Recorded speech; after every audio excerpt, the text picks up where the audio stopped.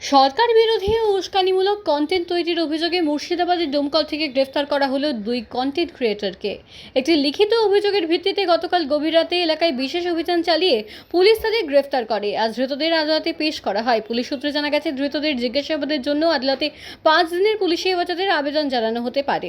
ঠিক কার নির্দেশে, কার মদতে এবং কী উদ্দেশ্যে এ ধরনের উস্কানিমূলক কন্টেন্ট তৈরি করা হচ্ছিল তা খতিয়ে দেখছেন তদন্তকারীরা। এর পেছনে কোনো সংগঠিত চক্র বা বড় কোনো নেটওয়ার্ক কাজ করছে কিনা তাও খতিয়ে দেখা হচ্ছে। তদন্তে উঠে এসছে অভিযুক্তরা থটস অফ রিয়েলিটি 2.0 নামক একটি সোশ্যাল মিডিয়া চ্যানেলের সঙ্গে যুক্ত।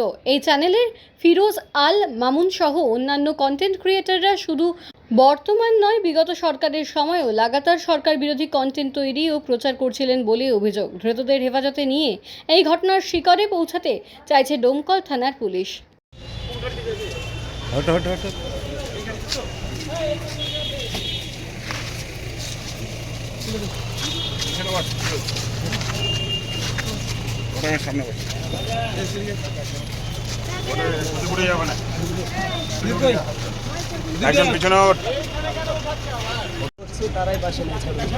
কাদের জন্য করছিলে? কাদের জন্য? আচ্ছা, কি কারণে ধরেছে? সব কিছুই অন্য